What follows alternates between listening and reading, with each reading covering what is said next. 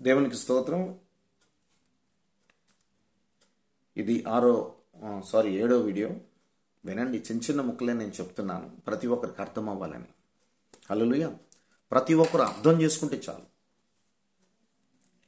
దేవుని వాక్యము చాలా విలువైనదండి. డబ్బులు ఇస్తే దొరకదు, కాటాలు వేస్తే తోగదు.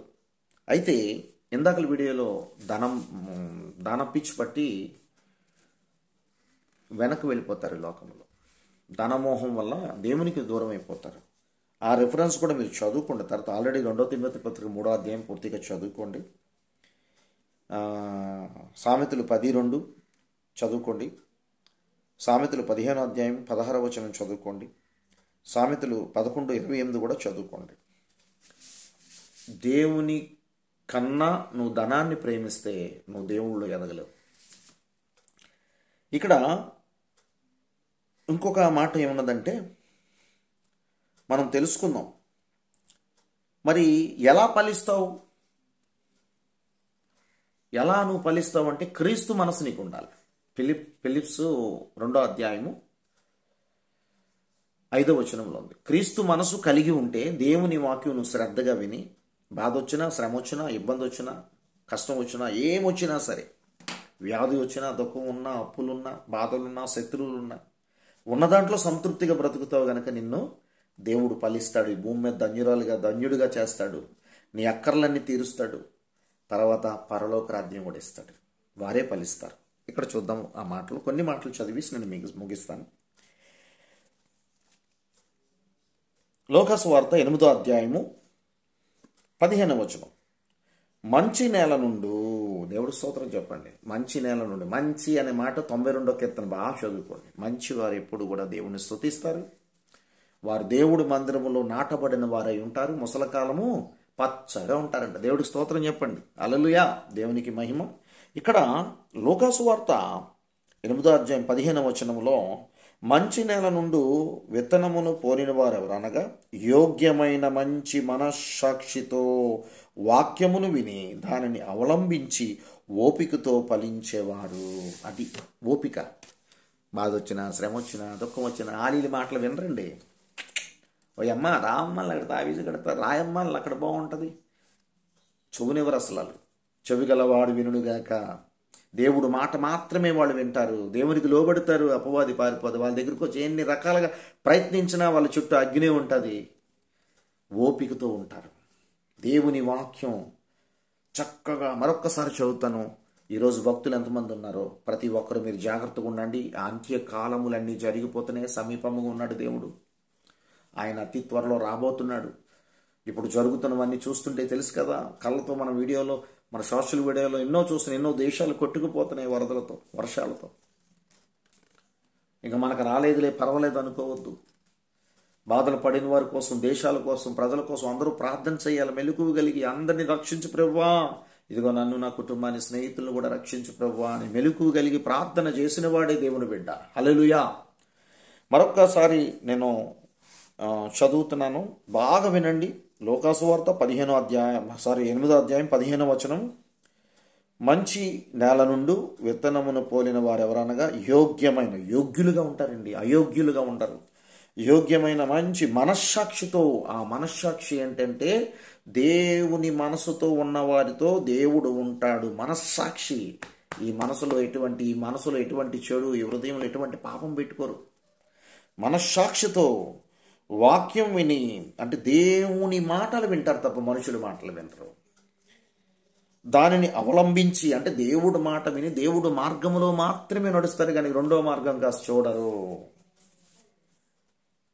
ఓపికతో శ్రమలు ఎన్ని వచ్చినా, లోకాసు వార్త 21వ అధ్యాయం 17, 18, 19, నా నామము నిమిత్తం మనుషులందరి చేత ద్వేషించబడతారు, కానీ మీ ఓర్పు సహనముతో మీ ప్రాణం దక్కించుకుంటారు. ఓర్పుతో ఉంటారు. దేవుడికి స్తోత్రం. ఎన్ని రకాల బాధలు, శ్రమలు, ఇబ్బందులు వచ్చినా ఓపికతో ఉంటారు.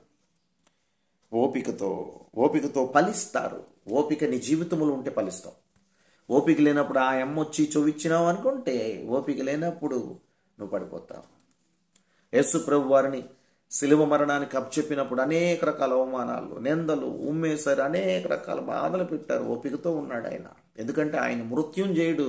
వారు చంపాలని చూస్తున్నారు, కానీ ఆయన సజీవుడని ఆయనకు తెలుసు, ప్రజలకు తెలియదు. ఆ ఓపిక చూద్దాం వీళ్ళు ఏం చేస్తారో. శిలువ వేస్తానని చంపాలని చూస్తున్నారు కదా, వాళ్ళ కళ్ళ ఎదురుకుంటే నేను సజీవుడిగా బయటకు వస్తే అప్పుడు వాళ్ళ మనోనేత్రాలు తెరవబడతాయని దేవుడికి తెలుసు.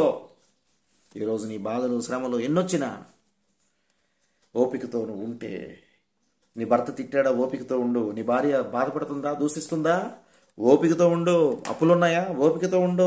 చాలామంది అప్పులున్నాయని సూసైడ్ చేసుకుంటారు. అలాంటి పనులు చేయకండి. చాలామంది ఏం చేస్తున్నారు, అప్పులు ఉన్నాయని ఆలీల దగ్గర అప్పులు తెచ్చేసి మాట తప్పని వారిగా వారికి అప్పు ఇవ్వకంటే ఇష్టాసరంగా మాట్లాడుతూ బాధపడుతున్నారు. అలాంటి చేయకండి, తప్పది, పాపం. ఎవరి దగ్గర అప్పులు తీసుకొని అప్పులు రాగానే తలుపు పక్కకి దోకుంటున్నారు. వద్దు, డెలిబరేట్గా చెప్పండి, నా పరిస్థితి బాగాలేదయ్యా అని చెప్పండి. దేవుడు ఉన్నాడు. వాళ్ళు ఎన్ని అనుకొని మరి తీసుకున్నాం కదా, ఎన్ని అనుకోనియండి. దేవుడు ఉన్నాడు. మనకి అప్పులు, బాధలు, శ్రమలు అన్నీ తీర్చేవాడు. అనారోగ్యం నుంచి స్వస్థత ఇచ్చేవాడు. ఇబ్బందుల నుంచి పైకి లేవనెత్తేవాడు. శ్రమలు, బాధలు, దుఃఖము, కన్నీరు నుంచి విడుదలిచ్చేవాడు. తన 2 చేతులు చాచి ఉన్నాడు. తన కుమార్తెగా, తన కుమారుడిగా ఆయన ఎన్నో బాధలు పడ్డాడు, ఎన్నో శ్రమలు పడ్డాడు. ఎంత ఓపికతో ఉన్నాడు. ఆయన సిలువ వేసి చంపారు, కానీ మరలా పునరుద్ధానుడై సజీవుడిగా వచ్చిన దేవుడు కాస్త ఒక్కసారి చూస్తే ఈ అప్పులు, బాధలు అన్నిటి కూడా నన్ను బయటికి తీసుకొస్తాడని నువ్వు అనుకుంటే ఖచ్చితంగా నువ్వు దీవించబడతావు. ఈ మాట నేను చదివి ముగిస్తానండి. దేవుడికి స్తోత్రం, హల్లెలూయా. మీరు చదువుకోండి. మనం అన్నీ కూడా మనం చక్కగా చదువుకున్నాం చాలా మాటలు. మరి మీ జీవితంలో మీ అవసరాలు తీర్చేవాడు ఆయన. మీరు ఓపికతో ఉంటే ఒక 2 మాటలు నేను చదువుతున్నాను. ఫిలిప్స్లో పౌలు గారు చెప్పిన మాట మిమ్మల్ని బలపరుస్తుందని ఈ మాట చదివిస్తున్నాను. మీరు ఎప్పుడు కూడా చూడండి, 4వ అధ్యాయంలో, ఫిలిప్స్లో 4వ అధ్యాయం 19, కాగా దేవుడు తన ఐశ్వర్యము చొప్పున క్రీస్తు యేసునందు మహిమలో మీ ప్రతి అవసరము తీర్చును. ఖచ్చితంగా మీ అవసరం తీరుస్తాడు. మీరు ఓపికతో ఉంటే ఖచ్చితంగా ఫలిస్తారు. ఇక్కడ 4వ వచనంలో ఉన్నది ఏంటంటే, ఎల్లప్పుడూ ప్రభువునందు ఆనందించుడు. ఎప్పుడూ ఆనందంగా ఉండండి. ఎన్ని బాధలు వచ్చినా ఆనందంగా ఉండండి. ఉన్నా లేకపోయినా ఒకలాగా ఉండ. మరలా చెప్పుదును ఆనందించండి. ఆనందంతో ఉండండి. మిమ్మల్ని ఆయన యొక్క మహిమతో నింపి మీ అవసరాలన్నీ తీరుస్తాడు. మీరు ఫలిస్తారు. God bless you. ఈ మాటలు ఇంతవరకు ఈ పరిశుద్ధమైన గ్రంథము నుంచి మాట్లాడిన ప్రతి మాట కూడా ఈ విత్తనము అనగా దేవుని వాక్యము గనక, ఆ విత్తనము ఎవరు పోలి ఉందంటే మనమే గనక, మనం ఎంత శ్రద్ధగా వింటామో. ఒక మాట ద్వితీయోపదేశకాండం తర్వాత చదువుకోండి. ఈ వీడియోలు చూసిన ప్రతి ఒక్కరికి కూడా ఈ ఆశీర్వాదం వచ్చునుగాక. ద్వితీయోపదేశకాండము 28వ అధ్యాయం మొట్టమొదటి వచనము నుంచి 14 ఆశీర్వాదాలు. ఎవరైతే ఓపికతో వింటున్నారో, ఎవరైతే దేవుని యందు భయభక్తులతో శ్రద్ధ కలిగి వింటున్నారో వారందరికీ ద్వితీయోపదేశకాండము 28వ అధ్యాయం మొట్టమొదటి వచనము నుంచి 14 వచనాల వరకు ఆ 14 ఆశీర్వాదాలు వారికి వచ్చునుగాక. God bless you all. ఖచ్చితంగా ఆమేనని చెప్పండి. Praise the Lord. దేవుడి చిత్తమైతే మరొక వీడియోలో మనం కలుద్దాం. God bless you all. Praise the Lord. ఈ మాటలు విన్న ప్రతి ఒక్కరు కూడా నా సబ్స్క్రైబ్స్ ఎంతోమంది ఉన్నారు. బ్రదర్స్, సిస్టర్స్, మీ అందరికీ వందనాలు. నా వీడియోస్ అన్ని ఓపిక్గా మీరు చూస్తున్నారు. నాలో ఏమన్నా లోపం ఏమైనా ఉంటే ఖచ్చితంగా నాకు ఫోన్ చేసి చెప్పొచ్చు.